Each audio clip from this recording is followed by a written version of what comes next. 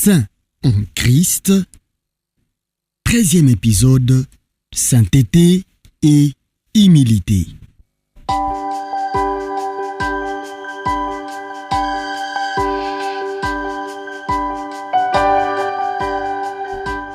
C'est un livre écrit par Andrew Murray que nous vous recommandons vivement. Suivez les parties précédentes de ces livres sur le même plateau. Nous sommes sûrs d'une chose, ce contenu sera une bénédiction pour vous. Abonnez-vous pour ne rien rater et consultez d'autres parties de ces livres sur votre chaîne. Vous êtes sur le chemin vers la maturité. Sur ce plateau, notre grand rôle est de vous amener à la maturité dans la connaissance et la grâce du Seigneur Jésus-Christ. Que Dieu bénisse votre audition.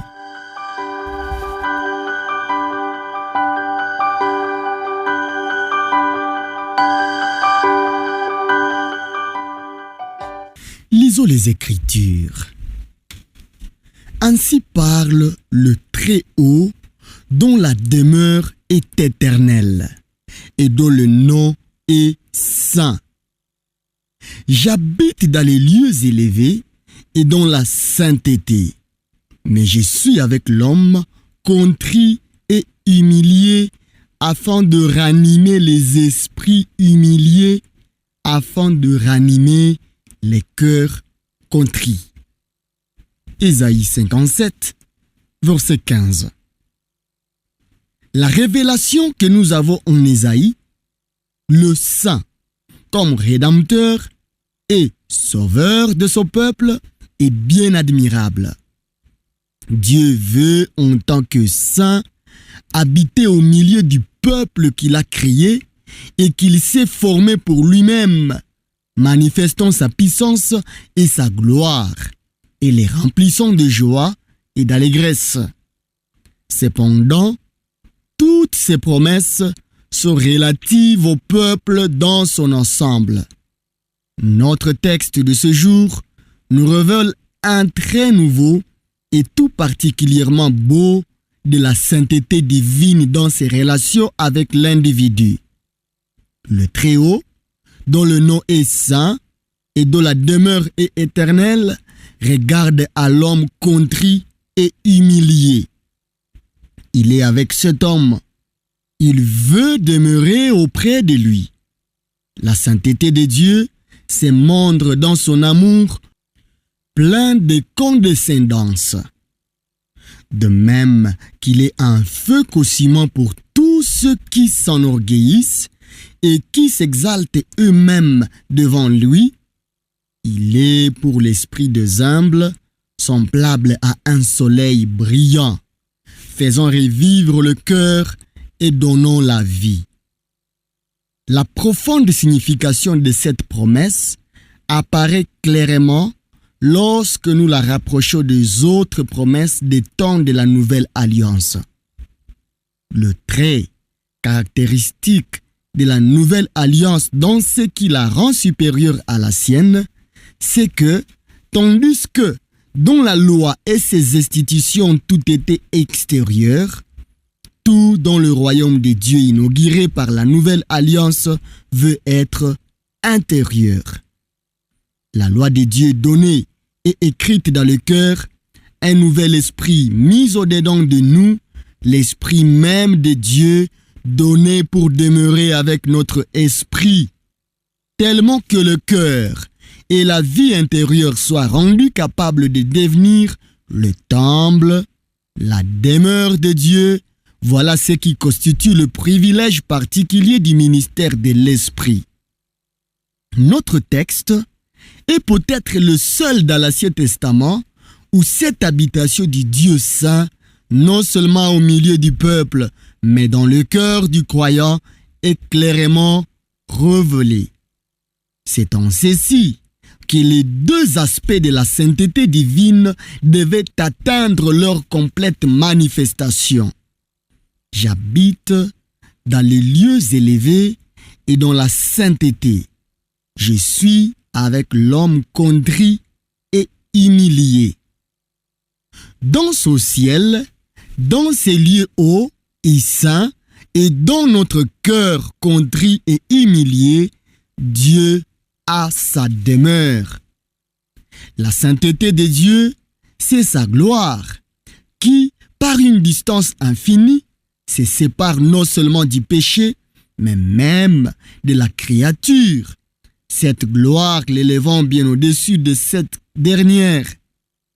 La sainteté de Dieu, c'est son amour qui l'attire en bas vers le pécheur, afin de l'élever à sa communion et à sa ressemblance, et de le rendre saint, comme lui est saint.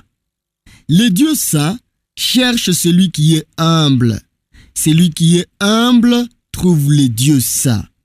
Voilà les deux leçons que nous avons à apprendre aujourd'hui. Le Dieu saint cherche celui qui est humble. Rien n'a tant d'attrait pour Dieu qu'un cœur humilié, contrit. La raison en est évidente. Il n'y a pas dans le monde de la nature, comme dans le monde spirituel, une loi plus simple que celle-ci. C'est que deux corps ne peuvent en même temps occuper le même espace. Le nouvel occupant ne peut réellement posséder que l'espace qu'il a fait évacuer par la sienne. Dans l'homme, le moi est maître de la place. La volonté propre possède tout. Il n'y a pas de place pour Dieu. Il est absolument impossible que Dieu vienne régner dans un cœur lorsque le moi en occupe encore le trône. Aussi longtemps que sous l'influence aveuglante du péché et de l'amour de soi-même, le croyant lui-même n'est pas vraiment conscient de l'étendue du règne de la volonté propre, il ne peut y avoir ni contrition ni humilité véritable. Mais lorsque l'Esprit de Dieu nous a révélé et que notre âme voit en fait que c'est bien le moi qui a tenu secrètement Dieu à distance, oh, avec quelle confusion elle est brisée et combien elle soupire après une rupture complète avec ce moi égoïste afin que Dieu puisse avoir la place à laquelle il a droit. C'est cette rupture voulue et entretenue qui est exprimée par ces mots contrition. Et lorsque l'âme voit qu'elle a été sa folie et sa culpabilité en honorant secrètement le moi et en empêchant le Dieu saint d'occuper sa place que ce droit de créateur lui avait donné en nous et qu'il aurait rempli avec tant de bénédictions pour notre âme, cette dernière se jette dans la poussière, n'ayant qu'un seul désir, donner à Dieu la place et la louange qui lui sont dues. Pareille contrition et pareille humiliation sont douloureuses, car l'une et l'autre amènent l'âme à ne voir plus rien en elle sur quoi se reposer ou qui lui permettre d'espérer. Et moins que tout cela, elle ne saurait croire ou s'imaginer qu'elle peut devenir un objet de la bienveillance divine, un vase capable de recevoir une bénédiction venant de Dieu. Et cependant, voilà justement le message que la parole du Seigneur apporte à notre foi. Elle nous annonce que le Très-Haut, dont le nom est saint, cherche et se prépare une demeure sur la terre.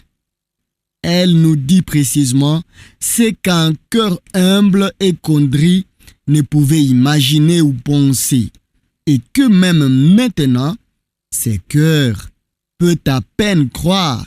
C'est que c'est justement et seulement dans un pareil cœur que Dieu veut habiter.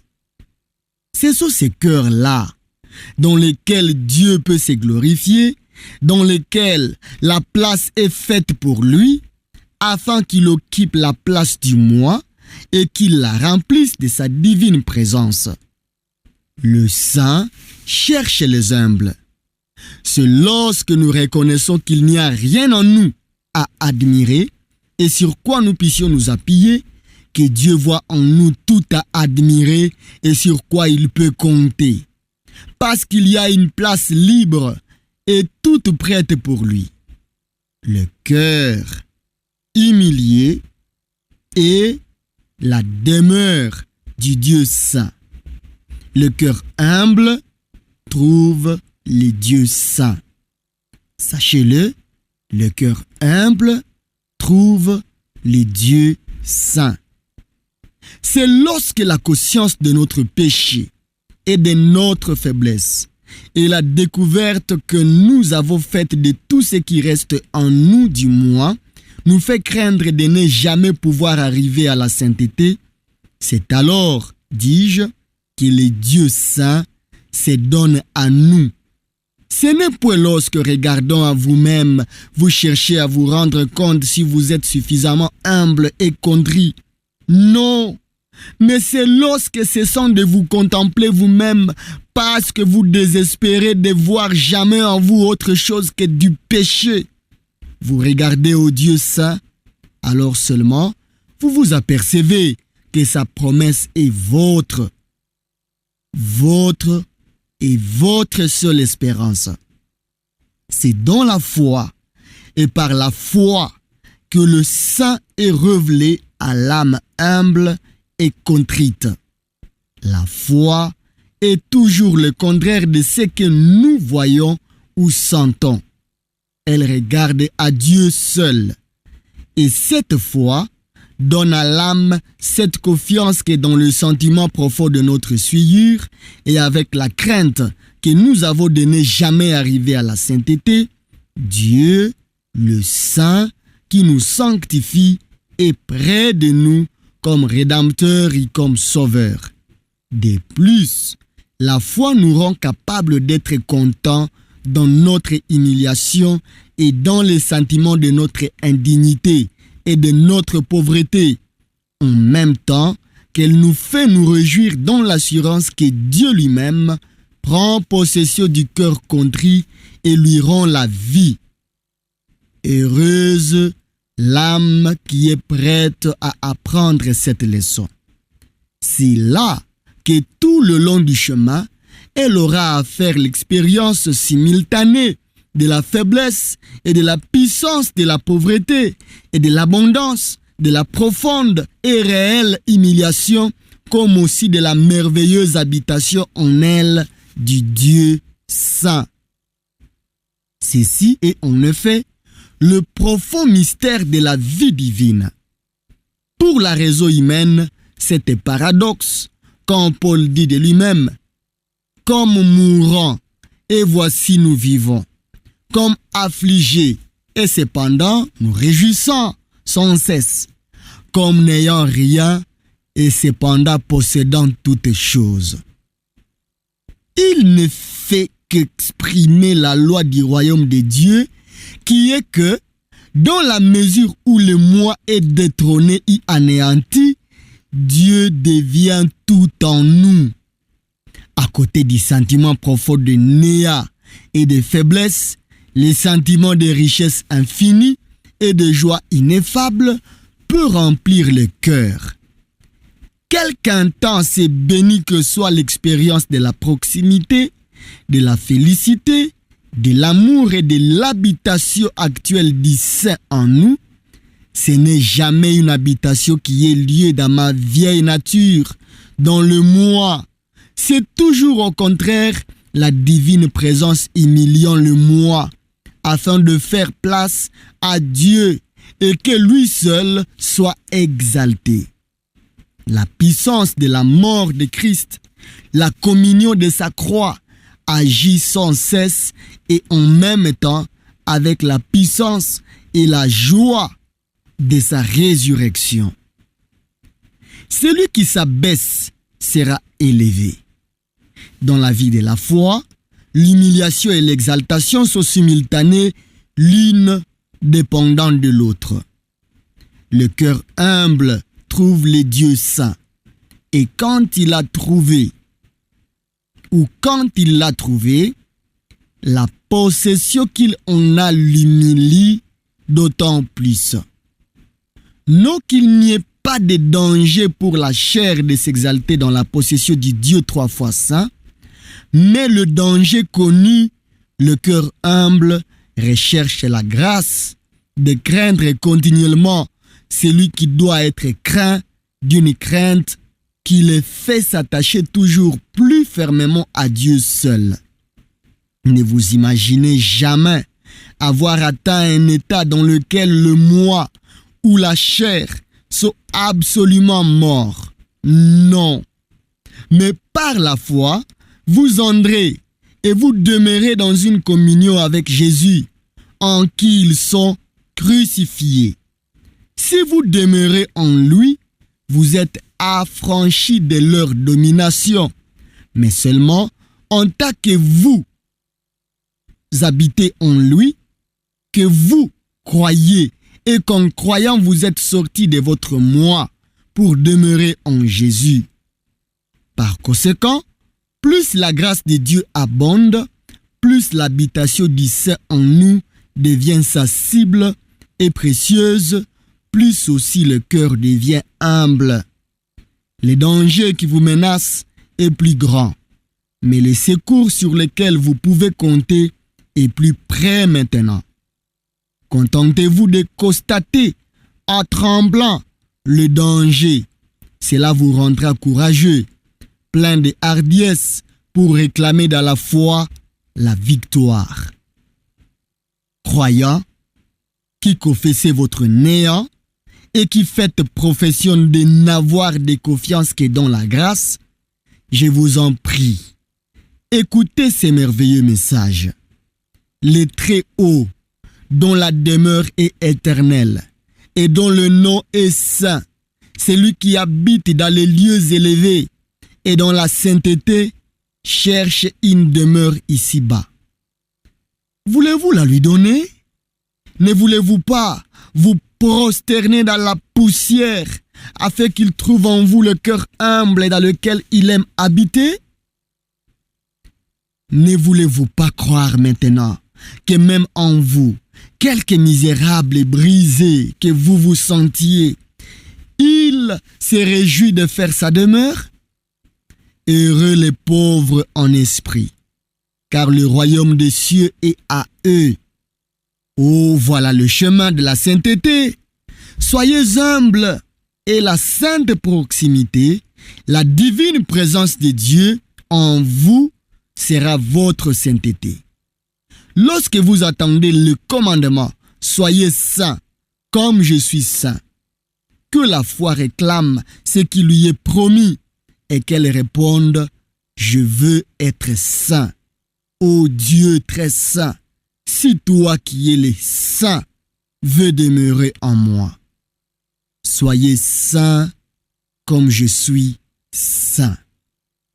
Prions le Seigneur.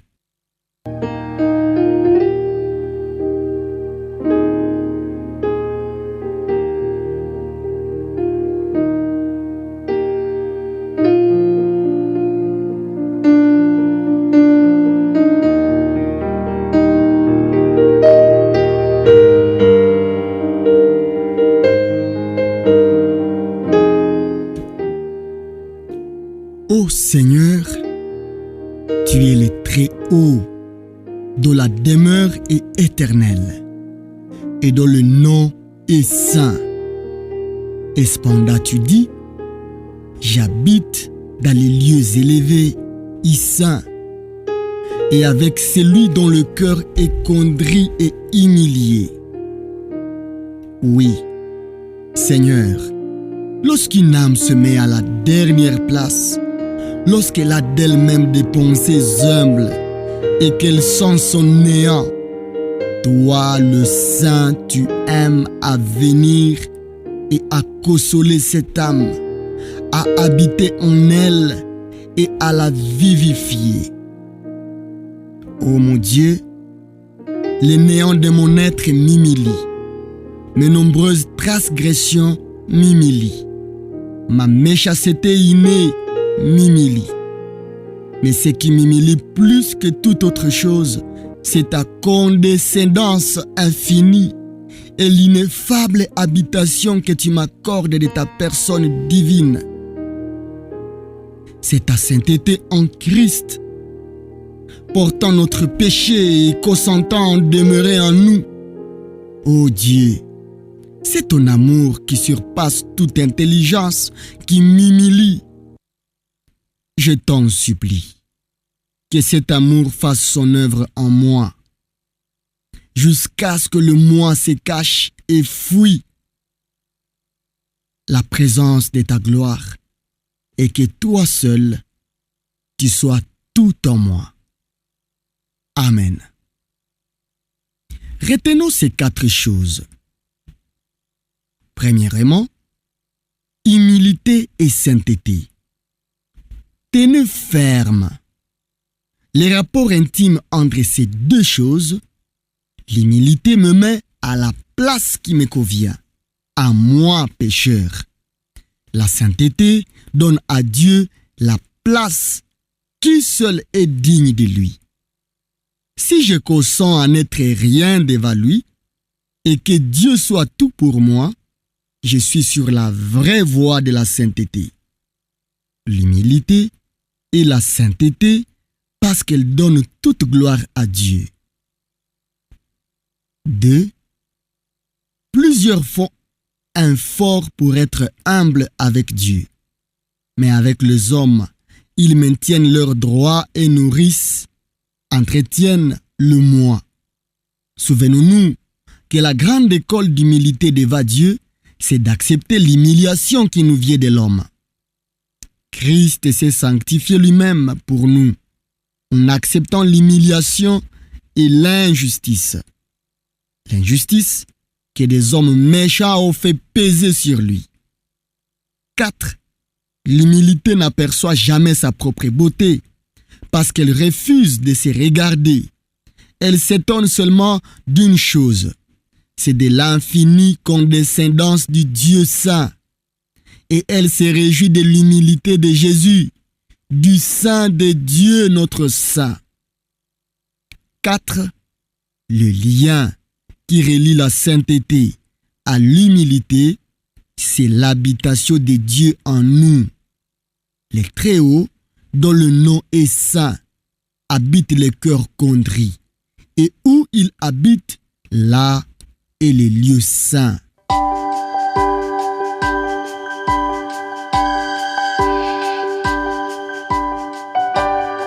Merci d'avoir suivi cette capsule. Il s'agit du 13e chapitre du livre Saint en Christ, écrit par Andrew Murray. Priez selon ce que le Saint-Esprit vous a enseigné et priez pour plusieurs autres personnes qui auront à suivre ce message après vous. Vous êtes sur le chemin vers la maturité. Sur ce plateau, nous sommes convaincus qu'en écoutant et en lisant chaque jour la parole de Dieu, nous serons transformés à son image, grandir tel qu'il veut, être tel qu'il veut. Merci de prier pour nous, de vous abonner, d'aimer et de partager ces contenus autour de vous afin qu'ils puissent aider plusieurs autres personnes. Grâce et shalom au Fils de Dieu.